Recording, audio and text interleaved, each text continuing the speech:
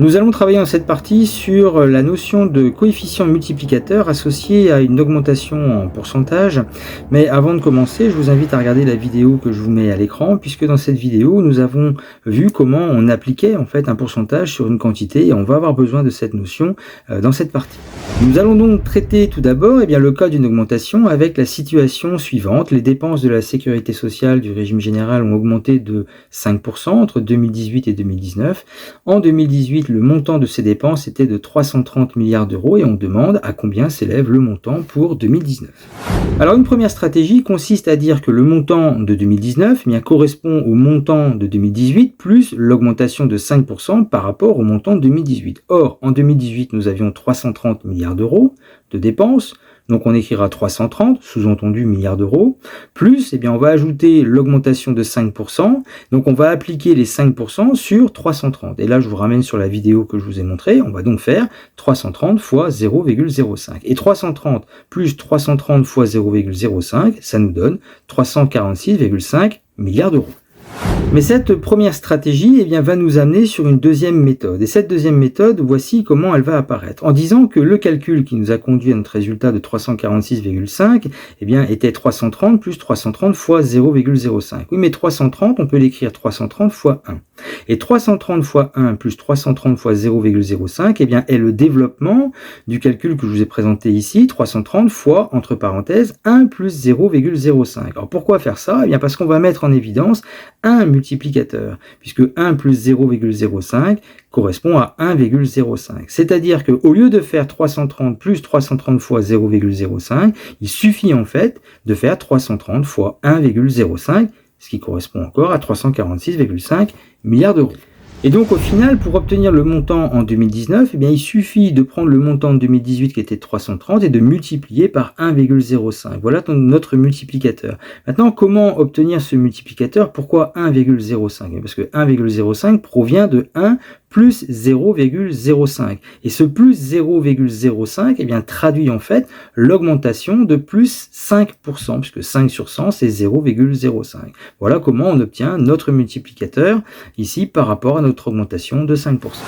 Et ce qui nous amène à la règle générale, dans le cas d'une augmentation entre une valeur initiale notée V0 et une valeur finale notée V1, le coefficient multiplicateur qui permet de passer de V0 à V1 est le suivant, 1 plus T sur 100, puisqu'on parle du pourcentage qui est de T% si vous préférez. Ainsi, on aura la relation suivante, de manière générale, V1 qui est la valeur finale est égal à la valeur initiale multipliée par notre coefficient multiplicateur qui correspond à 1 plus T sur 100. Alors en application, on va déterminer les coefficients multiplicateurs associés aux augmentations suivantes. Donc pour une augmentation de plus 25%, le coefficient multiplicateur associé sera 1 plus 25 sur 100, c'est-à-dire 1 plus 0,25, ou encore 1,25. Pour une augmentation de plus 12,5%, ça sera 1 plus 12,5 divisé par 100, c'est-à-dire 1 plus 0,125, ce qui donne 1,125. Et pour une augmentation de plus 200%, la même chose, on fera 1 plus 200 sur 100, c'est-à-dire 1 plus 2, et on aura un coefficient multiplicateur égal à 3. Ainsi, pour une autre situation comme celle que je vous présente, les ventes de consoles de jeux ont atteint les 16 000 consoles en 2020, on prévoit une augmentation de 7,5% en 2021, calculer le nombre de consoles qui devraient être vendues alors en 2021. Donc on va prendre notre valeur initiale de 16 000, qu'on va multiplier donc par notre coefficient multiplicateur qui traduit l'augmentation de 7,5%, le coefficient multiplicateur étant 1 plus 7,5 sur 100, c'est-à-dire 1 plus 0,075 ou encore 1,075, ce qui fait 16 000 fois 1,075 et on obtient 17 200 consoles qui seront vendues donc en 2021.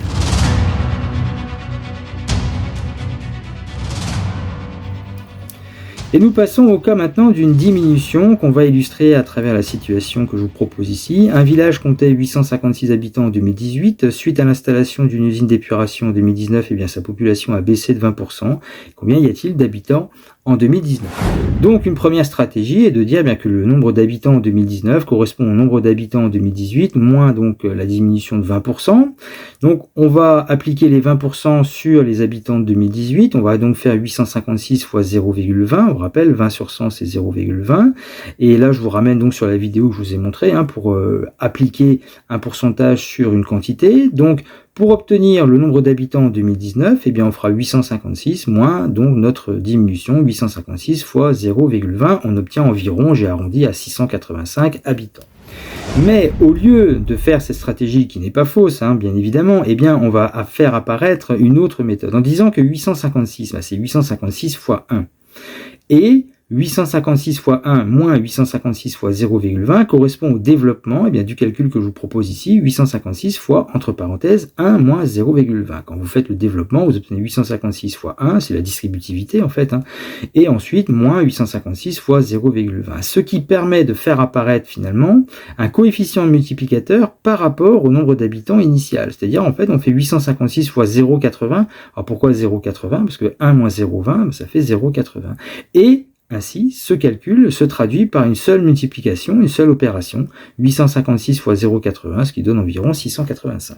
Ainsi, pour obtenir le nombre d'habitants en 2019, il suffit de prendre notre nombre d'habitants initial en 2018, qui était de 856, et de le multiplier par le coefficient donc 0,80. Comment a été obtenu 0,80? En faisant 1, et cette fois-ci, moins 0,20. Pourquoi moins 0,20? Ça traduit la baisse, vous voyez, le moins 20%, la baisse par rapport au nombre d'habitants en 2018. Et 20 sur 100, c'est 0,20. Voilà pourquoi, dans notre parenthèse ici, nous aurons 1 moins, cette fois-ci, 0,20, qui est donc le coefficient multiplicateur associé au nombre d'habitants initial qui était de 856. Et donc, de manière générale, nous aurons la règle suivante. Et si on notait le pourcentage de diminution d'une valeur initiale V0 vers une valeur finale V1, le coefficient multiplicateur qui permet de passer de la valeur initiale vers la valeur finale est 1 moins T sur 100. Ainsi, on aura V1 qui est la valeur finale, qui est égale à la valeur initiale V0 multipliée par notre coefficient multiplicateur qui est égal à 1 moins T sur 100. Alors en application, voici une première question. On va déterminer les coefficients multiplicateurs associés cette fois-ci aux diminutions suivantes. Donc pour une baisse de moins 25%, le coefficient multiplicateur associé sera 1 moins 25 sur 100, c'est-à-dire 1 moins 0,25, autrement dit 0,75.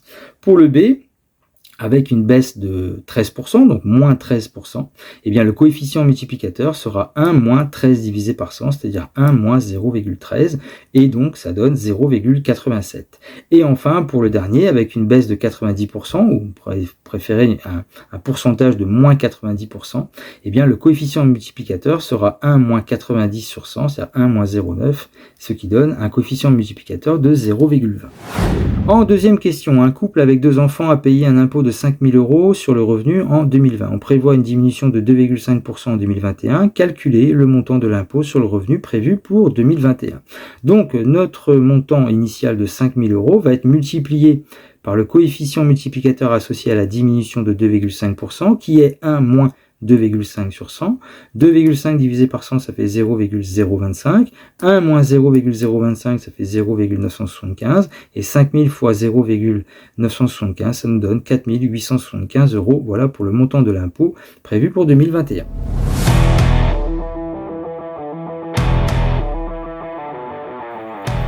Alors je vous propose ici un premier exercice où il s'agit de compléter les phrases avec le coefficient multiplicateur associé donc soit à une augmentation, soit à une diminution.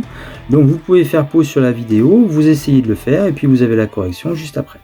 Donc en correction, nous aurons pour la première, augmenter une quantité de 30%, signifie multiplier cette quantité par 1 plus 30 sur 100, c'est-à-dire 1,30 ou 1,3. Pour le B, diminuer une quantité de 20% signifie multiplier cette quantité par 1 moins 20 sur 100, puisque c'est une diminution, et 1 moins 20 sur 100, ça fait 0,80.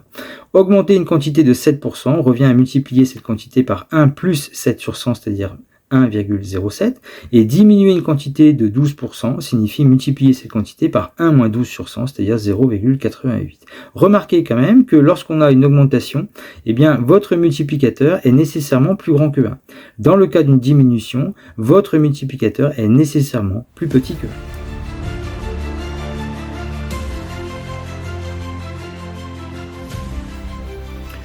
1. Ensuite, je vous propose l'exercice suivant. Des céréales sont habituellement vendues en paquet de 320 grammes. En période de promotion, le fabricant propose 20% de produits en plus pour le même prix. Quel coefficient multiplicateur correspond à cette évolution? Et enfin, en déduire la masse totale du paquet vendu en promotion. Donc vous pouvez faire pause sur la vidéo, vous essayez de le faire et vous avez la correction juste après. Donc pour la première question, nous avons notre quantité qui est augmentée, puisque le fabricant propose 20% de produits en plus. Donc le coefficient multiplicateur associé à cette augmentation de 20% se calcule de la manière suivante, 1 plus 20 sur 100, c'est-à-dire 1 plus 0,20, ce qui fait 1,20. Maintenant, pour en déduire la masse totale du paquet vendu en promotion, on fera donc 320 grammes multiplié par le coefficient multiplicateur de 1,20 et on obtient 384 grammes pour donc le paquet vendu en promotion.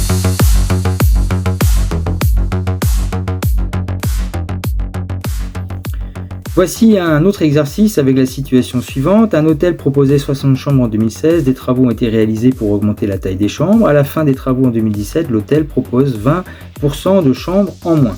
Première question, en utilisant un coefficient multiplicateur, calculer le nombre de chambres proposées en 2017. Ensuite, dans la question 2, le patron de l'hôtel achète en 2018 l'immeuble mitoyen, ce qui lui permet de proposer 15% de chambres en plus qu'en 2017. Eh bien, calculez alors le nombre de chambres proposées en 2018. Donc vous pouvez faire pause sur la vidéo, vous essayez de le faire et vous avez la correction juste après.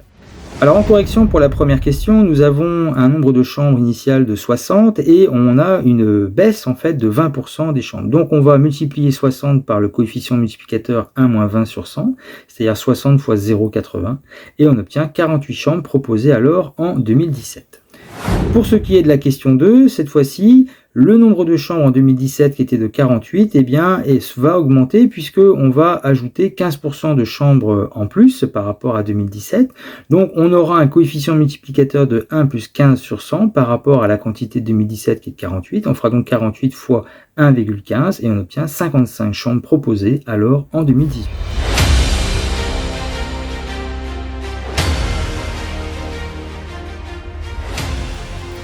Et on va terminer cette partie avec l'exercice suivant. On va déterminer les pourcentages d'évolution associés aux coefficients multiplicateurs suivants. C'est-à-dire que cette fois-ci, on vous donne les coefficients multiplicateurs. Quel était le pourcentage de départ? Est-ce qu'on était sur une augmentation, une diminution? Et de quel pourcentage? Donc vous pouvez faire pause sur la vidéo, vous essayez de le faire, et on fait la correction juste après. Alors par rapport à ce que nous avons fait dans cette partie, cette fois-ci il faut faire marche arrière. Prenons l'exemple du premier avec un coefficient multiplicateur de 1,17. Puisque ce coefficient multiplicateur est plus grand que 1, on a donc affaire à une augmentation. Et dans le cas d'une augmentation, le coefficient multiplicateur s'écrit 1 plus t sur 100, où t est le pourcentage qu'on cherche à déterminer. Or 1,17, c'est 1 plus 0,17 et 0,17 c'est 17 centièmes, c'est-à-dire 17 sur 100. Autrement dit, notre pourcentage est de 17% et on mettra plus 17% parce que nous sommes dans le cas d'une augmentation. Alors pour le deuxième cas, nous avons un coefficient multiplicateur de 0,86 qui est plus petit que 1. Comme il est plus petit que 1, on est dans le cadre d'une diminution. Et dans le cas d'une diminution, le coefficient multiplicateur associé à un pourcentage t est 1 moins t sur 100. On va donc écrire 0,86 comme étant égal à 1 moins un certain nombre. Or, 0,86, c'est 1 moins 0,14. Et 0,14, c'est 14 centièmes, c'est-à-dire 14 sur 100. Ainsi, on obtient un pourcentage d'évolution, ici de diminution, de moins 14%. Donc pour le troisième, avec un coefficient multiplicateur de 0,25 qui est plus petit que 1, on a une diminution. Or 0,25 c'est 1 moins 0,75, ce qui est égal à 1 moins 75 centièmes, c'est-à-dire 75 sur 100. Un pourcentage donc d'évolution ici de moins 75% qui traduit bien une diminution. Poursuivons avec un coefficient de 1,97. Étant plus grand que 1, on est à affaire à une augmentation. Or 1,97 est égal à 1 plus 0,97. 0,97 c'est 97 centièmes. Donc on a un pourcentage d'évolution de plus 97% qui correspond donc bien à une augmentation. Et pour terminer, lorsqu'on a un coefficient multiplicateur égal à 3, 3 est plus grand que 1, c'est donc une augmentation. Oui, mais 3 c'est 1 plus 2. Et 2 peut s'écrire 200 sur 100. 200 sur 100 est égal à 2. Ainsi, ce coefficient multiplicateur qui s'écrit 1 plus 200 sur 100 traduit en fait une augmentation de 200%. Donc on a un pourcentage d'évolution de plus 200%.